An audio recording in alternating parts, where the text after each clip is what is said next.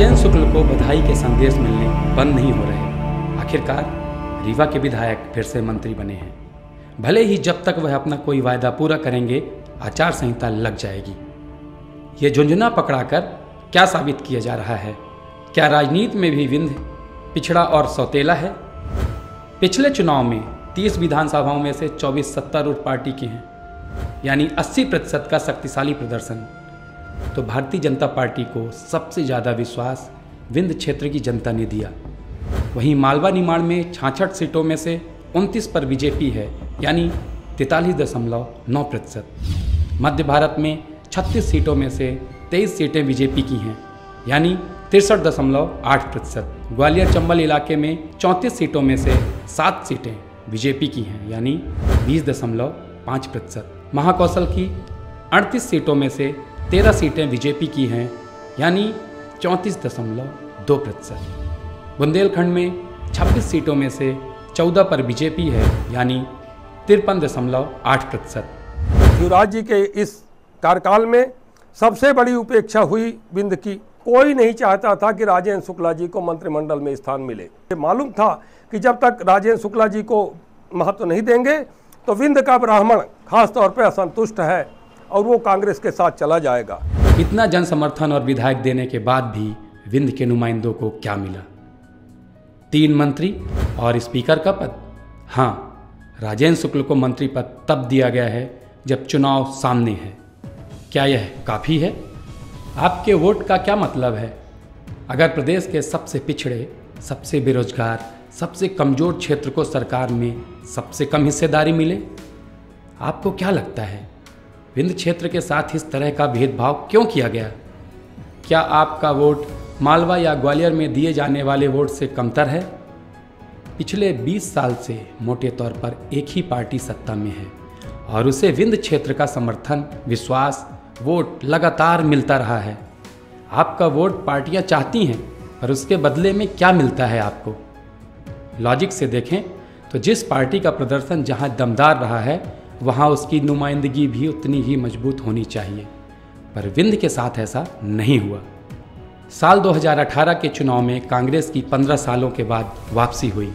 कमलनाथ सरकार बनी, लेकिन ग्वालियर चंबल के 22 विधायक दल बदलकर भाजपा में शामिल हुए, जिससे कमलनाथ सरकार का 15 महीने में तख्त पलट हो गया और शिवराज सरकार फिर से सत्ता में काबिज हो गई।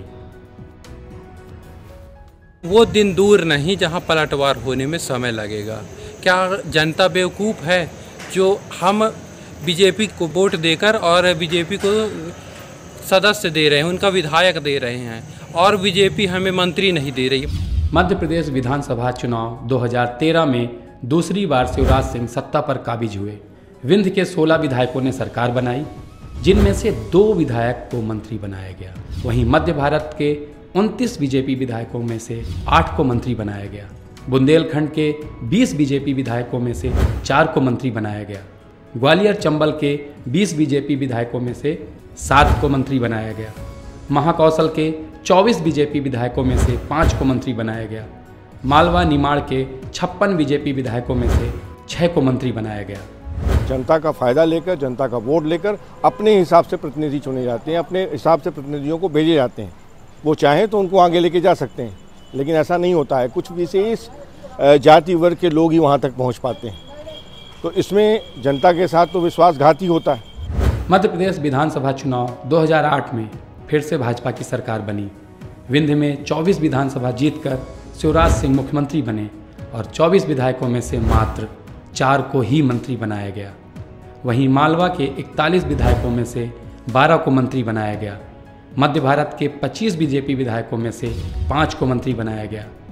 बुंदेलखंड के 15 बीजेपी विधायकों में से 7 को मंत्री बनाया गया। ग्वालियर चंबल के 15 बीजेपी विधायकों में से 5 को मंत्री बनाया गया। महाकौशल के 23 बीजेपी विधायकों में से 3 को मंत्री बनाया गया। बड़ी संख्या में यहाँ पे लोग चुने जाते हैं, लेकिन जागरूकता का अभाव और यहाँ के जो जनप्रतिनिधि रहते हैं उनको सरकार ये मानती है कि ये क्षेत्र तो मेरा है, यहाँ जनता हमें ऐसे ही वोट देगी और हम जिसे चाहेंगे उसे मंत्री बनाएंगे। देश की राजनीति और प्रदेश की राजनीति कहीं ना कहीं नज़र आती है और जिसके चलते यहाँ पे जो स्थान मिलना चाहिए विंध्य को वो हमेशा से उपेक्षित रहा है। साल 2003 के मध्य प्रदेश विधानसभा चुनाव में भाजपा की सरकार आई, उमा भारती मुख्यमंत्री बनी और विंध्य में भाजपा के 19 विधायकों में से केवल 4 को ही मंत्री बनाया गया। वहीं मालवा निमाड़ के 51 बीजेपी विधायकों में से 9 को मंत्री बनाया गया। मध्य भारत के 29 बीजेपी विधायकों में से 7 को मंत्री बनाया गया। बुंदेलखंड के 20 बीजेपी विधायकों में से 7 को मंत्री बनाया गया।